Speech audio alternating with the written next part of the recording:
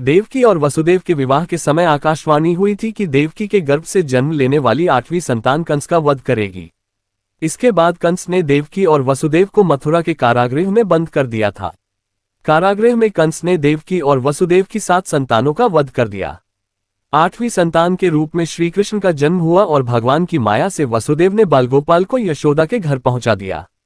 कुछ समय बाद ही कंस को मालूम हो गया कि देवकी की 8वीं संतान का जन्म हो चुका है और वह गोकुल में है। इसके बाद कंस ने कई राक्षसों को बालक कृष्ण को मारने के लिए भेजा, लेकिन कान्हा ने उन सभी राक्षसों का वध कर दिया। यहाँ जानिए बालपन में ही श्री कृष्ण ने किन राक्षसों का वध कैसे किया था। बालकृष्ण ने सबसे पहले पुतना का वध किया। पुतना के विषय में काफी लोग जानते हैं। वह कंस द्वारा भेजी गई एक राक्षसी थी और श्री कृष्ण को स्तनपान के जरिए विष देकर मार देना चाहती थी।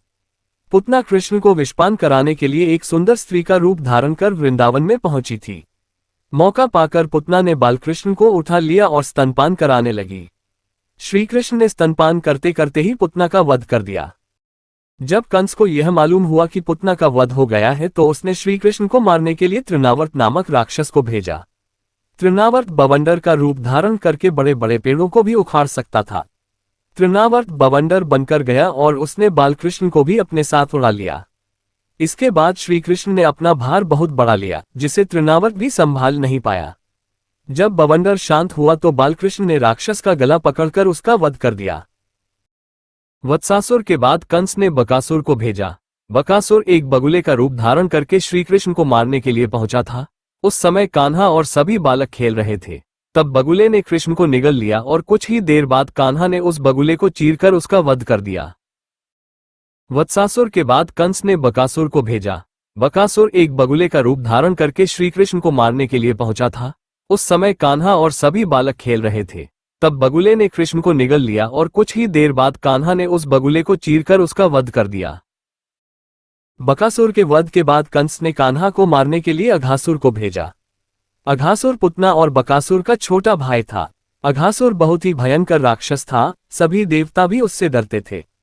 अघासुर ने कृष्ण को मारने के लिए विशाल अजगर का रूप धारण किया। इसी रूप में अघासुर अपना मुंह खोलकर रास्ते में ऐसे बन गया जैसे कोई गुफा हो। उस समय श्री कृष्ण और सभी बालक वहां खेल रहे थे। एक बड़ी गुफा देखकर सभी बालकों ने उसमें प्रवेश करने का मन बनाया। सभी ग्वाले और कृष्ण आदि उस गुफा में घुस गए। मौका पाकर अघासुर ने अपना मुंह बंद कर लिया। जब सभी को अपने प्राणों पर संकट नजर आया तो श्री कृष्ण से सबको बचाने की प्रार्थना करने लगे। तभी कृष्ण ने अपना शरीर तेजी से बढ़ाना शुरू कर दिया। अब कान्हा ने भी विशाल शरीर बना लिया था, इस कारण अघासुर सांस भी नहीं ले पा रहा था। इसी प्रकार अघासुर का भी वध हो गया।